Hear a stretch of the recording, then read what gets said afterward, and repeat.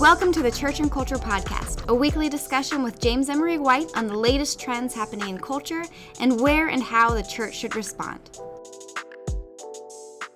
Hello, and thank you for joining us for this week's episode of the Church and Culture Podcast. First, can I just take a second to just thank everyone who has been tuning in and just making this a regular part of your week. The encouragement that we've received has been overwhelming, and we are truly grateful to have this space where we can engage important topics from culture from a Christian perspective. So again, thank you for that. We're glad that it's been worthwhile. If this is your first time listening, welcome. Today, like every week, Dr. James Emery White, or Jim, as you'll hear me address him, we're going to dive into the headlines, examine cultural trends, and we're going to consider how the church might respond, both with wise thinking and also wise action. So today we're going to talk about anger. If you subscribe to Jim's twice weekly blog on church and culture, you'll already have a little bit of background for this conversation. And while we won't always be able to dedicate the podcast to those blogs, I just couldn't resist this week because I feel like this is such an important issue and one in which there's so much overlap between the secular world and the Christian world in terms of how we're engaging with anger. So if you haven't had a chance to read the blog, I'd love maybe, Jim, if you would give our listeners or maybe set the stage for what's going on in culture, that maybe prompted you to write that about anger. Well, I think the whole world's talking about anger. I mean, it's just erupting in ways that is unprecedented for at least our contemporary world. Road rage has exploded. Nurses are having to wear warning alert buttons, because of their being attacked. We all have heard stories about what's happening on airplanes and people not wanting to mask up and almost like an MMA fight on the flight. The speeding on the roads, just people just darting like crazy. It's a movie set. And it's just, of course, then at the Oscars, the slap heard around the world. And so we have this anger that has erupted over the last, I think it's been very more pronounced since COVID, the last 2 years. It's gotten our attention. It seems like it's just gotten out of control, although we can probably talk a bit later about whether this is a new thing or not. But that was the point of the blog. And it's gotten so bad that people are rushing to try to figure out what is causing this, what is happening to our culture and our world and our interpersonal relationships. And so that was something of the context of the blog was going to explore. Sure. And we'll get into some of that in just a minute in terms of what the potential causes are. But I did think that a helpful way to start this conversation, especially from a Christian perspective, is probably to just admit that the problem when it comes to anger is in the room, right? Like, in other words, this isn't just about those people, the people who are writing, the hate mail or the nasty blogs or who are trolling extremists, bullies, that this is about us too. Like, we are those people, or at least we have the potential to be those people, or perhaps we've become them without even realizing it. And actually, Jim, would you agree that maybe there are more of us who are struggling with anger than realize it about ourselves? Oh, I think so. I think we're, but let me back up and talk about Christians in anger a bit to kind of frame some things. Christians have been some of the worst, quite frankly, when it comes to anger of late, and expressing anger and being unrestrained there. And by the way, anger is one of the 7 deadly sins, and anger is denounced throughout Scripture, at least wrongful anger. Proverbs 14 has a verse that says, anger makes you do foolish things, and when you give into it, you're the fool. The breakdown for Christians seems to be, and this is something that I don't know if you and I have even had a private conversation ever about, when it comes to the Christian life and spiritual formation. Most Christians know about orthodoxy, which is right thinking, right doctrine. Fewer know about orthopraxy, which is right practices. You don't ever hear people talk about orthopathy, which is right feelings, right emotions. And it's almost like, wait, we can't talk about spiritual formation with our emotions. Oh, yes, we can. And we are to. That's what anger is. It is an emotion that is under our control. It is not independent of our spiritual lives. And the opposite of anger is restraint. is purposeful, intentional restraint.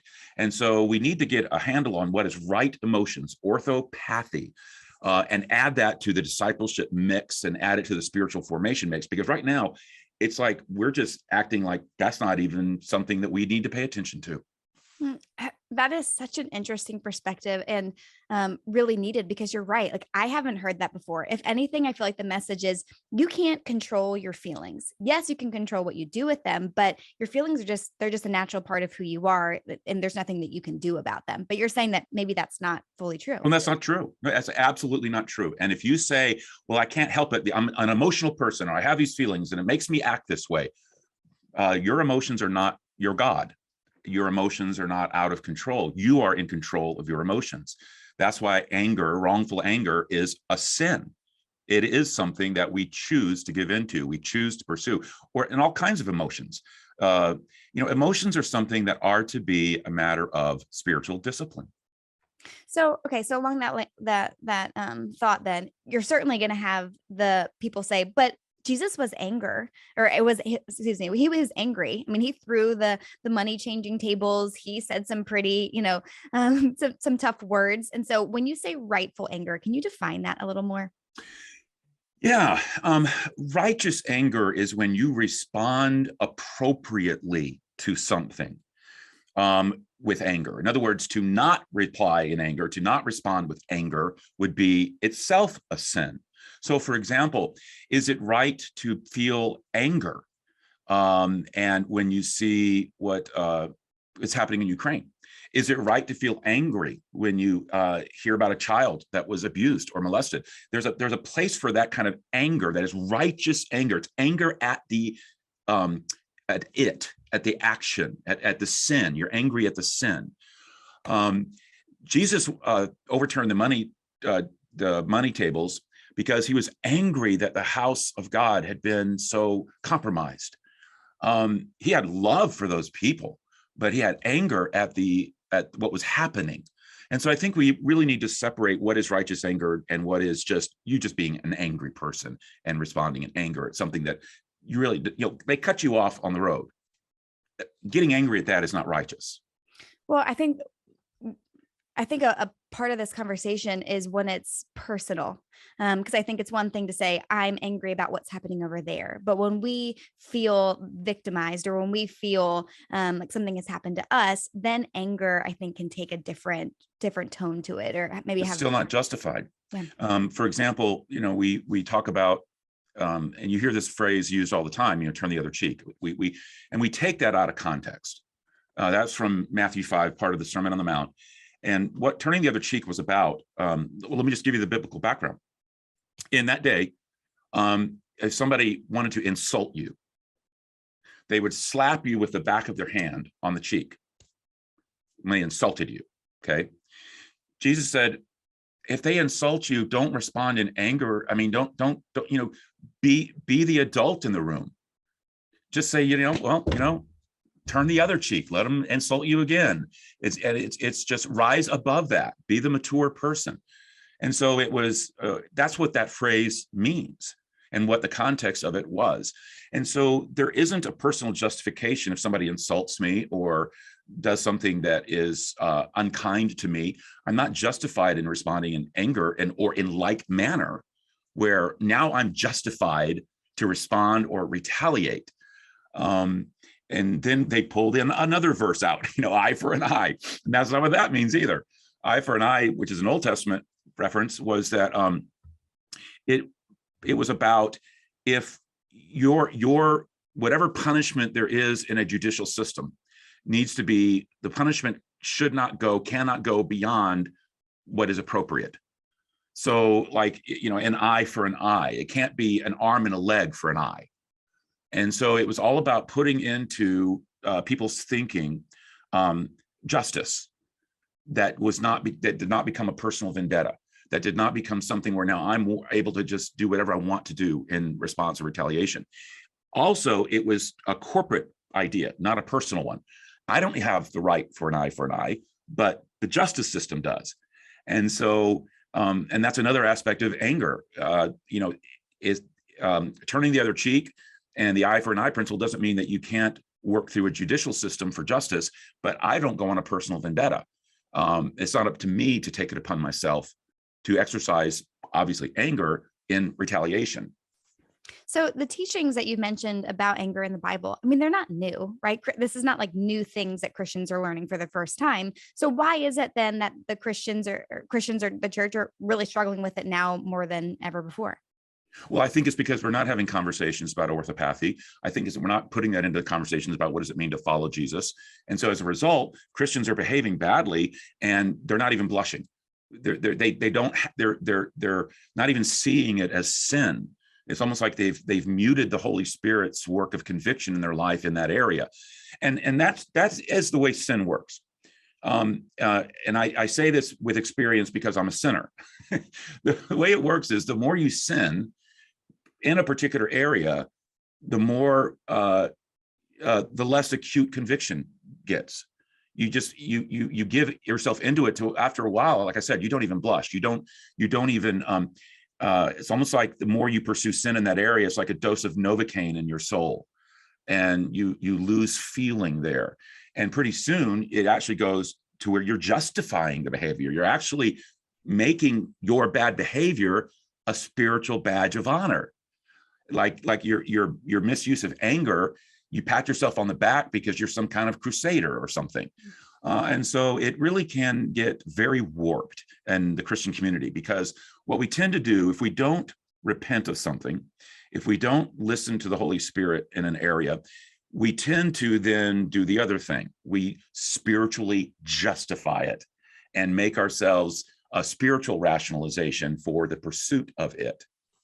You mentioned about how when we don't address our sin, we can become desensitized to it. And I wonder if that's a really important part of this conversation. If we have become desensitized to things that are making us more upset, or that we're not even be able to acknowledge that our degree of anger or our objects of anger are not appropriate. What do you think in terms of the input in our lives are increasing or contributing to that desensitization? What a wonderful thing to bring up. First of all, one thing about sins, there's classically two types of sins: sins of the flesh and sins of the spirit. What the Christian community has tended to focus on is sins of the flesh. What you and I are talking about are sins of the spirit. And so that's where it gets deep when you start talking about anger or pride or envy, some of those things. Now, to your point, how much is what we're feeding ourselves feeding our anger? Well, you can feed yourself things that just make you suspicious where you weren't suspicious. You can feed yourself something where you get all riled up where you weren't riled up. You can expose yourself to things that add to the polarization of our day and the emotions of our day. And that's one of the things that I really have. I've blogged on this multiple times, and I've talked about it multiple times. Junk in, junk out. Garbage in, garbage out.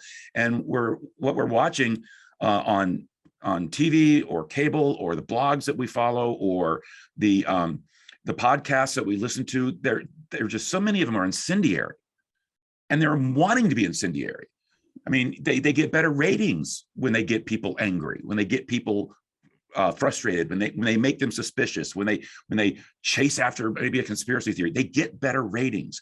And so I wish that more Christians would realize that they're being manipulated, and they're being emotionally manipulated. And they're feeding themselves these things that keeps them in this exercised state. So they're like ready to go off. Well, that makes it very hard to be in spiritual control. So one of the things is watch what you're feeding yourself. Watch. And so here's the test. If you, I'm not even trying to be political about this. If you watch a particular show or podcast or something, and 9 times out of 10, when it's over, you're just mad at something. You're mad at somebody. Maybe you shouldn't watch it anymore. Yeah.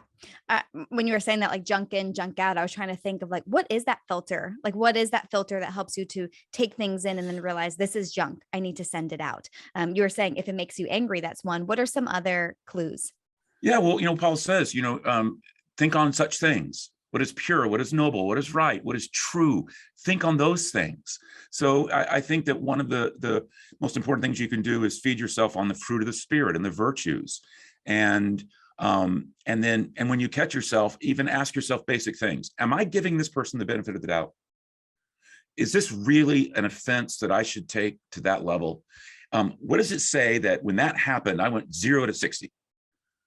And so I think we need a spiritual detox of our inner emotions, and where we don't live on junk food all the time, but go deeper on that, so that you're really able to look at people, particularly people, through the eyes of Christ. There is someone made in the image of God, who God dearly loves, who probably is, going through all kinds of challenges we could never imagine. And they're in probably most areas are probably doing about the best they can. And you love grace bestowed on you, but you need to learn to bestow it on others. What about when we are on the receiving end of criticism? Because I feel like this has been a really toxic place for anger, is that we don't know how to handle criticism correctly, especially because we're in a world now where we are receiving criticism on so many more fronts than ever before, throughout social media or as a blog. I mean, you know this more than I do. You're much more of a public figure. So you're getting emails, you're getting comments and calls and all of the things. And so how do you, you can speak personally, but then also more generally, how do we receive criticism better so that we are not, off the hinges every time we get, something that's critical? Well, first I'll answer it personally. Stuart Briscoe once said that there are 3 qualifications of a pastor: the mind of a scholar, the heart of a child, and the hide of a rhinoceros. I don't think anybody does super well with the hide part. It's always the hardest for anyone in leadership or a pastor or someone else. Like most people, you can get 99 positive emails or text messages in a day, and 1 that is negative. And which one do you tend to take home? You take home the negative one, and that's one you live with. And so what I've learned to do is to remind myself of those very facts, and to purposefully not let certain things have real estate in my life that is disproportionate to what other things should have in my life. And so I learned this actually very early on, that in something I actually wrote about in one of my books, what they didn't teach you in seminary, the 10-10-80 principle, which is that 10% of people are going to love you, that you work with and lead, 10% are not, and 80% are suspending judgment to see whether you're faithful and have integrity and have compassion toward them. What most leaders tend to do is focus all of their attention on the 10% who dislike them. I'm going to win you over. I'm going to make you trust me. I'm going to make you happy. I'm going to do what I can. And they really ignore the 80%. That's not a winning strategy. Love on that 10% as they will allow you, but then you have to just say, you know what? I'm going to go, like Jesus said, where there's reception. And sometimes you have to wipe the dust off your feet and move on. And so, and focus on that 80% that it can join the 10%, and life's a lot happier that way. And so, that's part of the criticism is toughening up your hide and reminding yourself of some of these things, because most of the time, we always talk about, you always need to get that kernel of truth from every criticism, and that's true. But we also need to remind ourselves that most critics, what they're criticizing you about says more about them than you. Well, and I think that there's a difference between receiving criticism at the end of a long, like when your tank is empty, right? Versus receiving criticism when, you're in a great place, with God, you're secure with who you are. And so I think that I kind of want to shift to you talk. You go ahead. That is so true. Just this past week, there were times where there was one day where my tanks were low, and a very innocuous conversation I could just tell was starting to get me heated. I was just starting to get defensive or frustrated. And then, but in a normal day, maybe even 6 hours earlier, I would have just smiled and said, hey, let's talk more about that. That's really interesting. So it is. And I think that's part two of handling anger, is guarding the rhythms of your life. And in fact, I even have found that I have certain times of the day that it's better for me to interact with people than others. And that I have to watch the natural rhythms of my life in terms of my tanks, so that I don't put myself in vulnerable situations. We talk about putting ourselves in vulnerable situations sexually. We need to talk about, how do we put ourselves in vulnerable situations emotionally?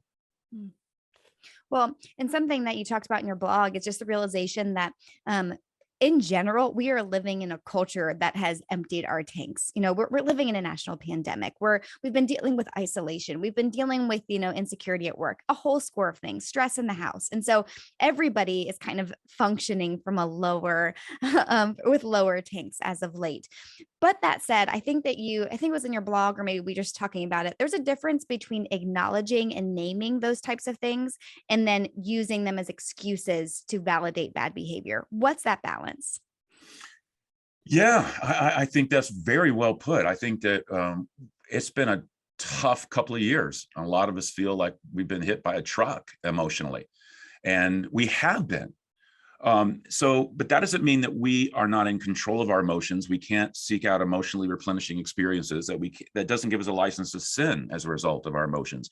It just means that, hey, it's been a little bit harder the last couple of years.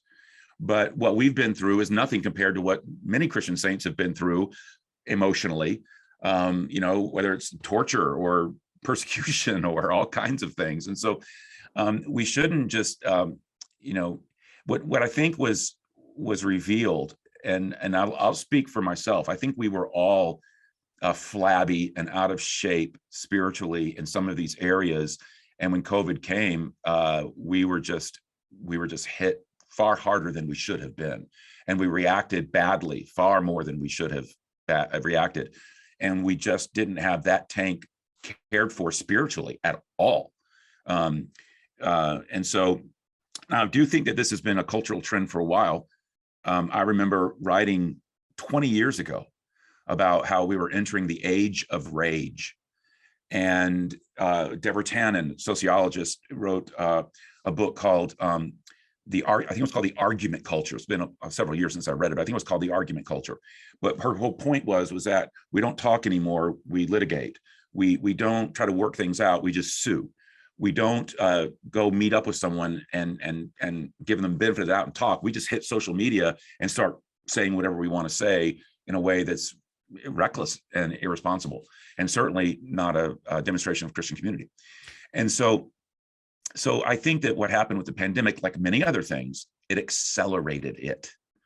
And this behavior is one that we have been increasingly owning as Christians, meaning like I'm going to sin this way and sin in anger, and I'm not even going to call it sin. Mm-hmm. And I'm going to rip apart a church, or I'm going to rip apart another Christian, or I'm just going to go on a warpath on whatever I want, and I'm going to find a justification spiritually for it, so that nobody can critique my bad behavior as I'm doing it. And this is the thing. Even what really makes it toxic is you can be right about what you're the way about something, but then use the rightness of that to justify bad behavior. Mm. And so this whole thing needs a lot of deepening maturity in terms of how we go about things. Well, and if we think it's difficult for us as adults, I mean, imagine what it's like for kids, because something that I think isn't, as well known is that kids are really struggling with this too. In fact, our church recently launched this on-demand class about for parents to understand what technology is doing to their kids. I think we can link that in the show notes, but it quotes this recent study that was done that asked kids essentially, would you say that you bully other kids? Like, have you bullied someone in the past 6 months? And the majority, I think it was 70%, said, of course not, no. But then when they were given a list of behaviors that qualified as bullying behaviors, like name calling, sharing fake and false information, in order to damage somebody, purposefully excluding someone, it was absolutely the reverse. 70% of them had indicated that they did those things. And so like the kids are struggling with this too. So it makes me wonder, like, is this a parenting flaw? A cultural indicator, another reason never to have children, or, what do we do with that for kids? Yeah, I think that two things come to my mind when you raise that. First, I remember reading that very study. It was eye-opening. Kids are going to mimic what they see in their parents. So if they're seeing road rage, if they're sitting in the back seat, seeing mom and dad get mad about all kinds of stuff, or see the way they react to various things, hear how they talk to each other as adults, that's going to form a child about what's legitimate or illegitimate behavior. Second, a parent often is very concerned about behavior, but they're often less concerned about character. And when you parent for character, it's as well as obedience, as well as for behavior. But when you parent for character, it's not like, Johnny, don't hit your sister. It's going in saying, Johnny, that wasn't kind. That's not how we treat each other. You don't hit, but you don't hit because that's not the way you interact. That's not how you deal with your frustrations. And so you talk and you train them about, how do you deal with frustrations? And you talk about it from a character or virtue or value-based approach, not simply, don't ever hit your sister. Don't ever leave your bike out in the rain. We're after behavior modification. But what you want is for them to, it's not that you just want a child to act a certain way. You want them to want to act a certain way and to have that action come from within because of a sense of true north and a moral compass. Well, it also reminds me too of what you said about guarding the input, right? Like kids just don't have that maturity to be able to always filter what they're bringing in. And so as parents, like that's our job, to help them know, or to say, no, you cannot watch this, read this, see this or whatever. Now we're about to run out of time. So I thought, how about for our last question here, could you maybe just make a case or talk specifically to Christians about why it is that this matters so much, how we handle anger in terms of our witness to a watching world? Why do Christians really need to get this right? Oh, wow. I mean, that's low-hanging fruit. If I react in anger and a posture of anger to a world that is consumed with anger, then I'm not offering the world anything it doesn't already have.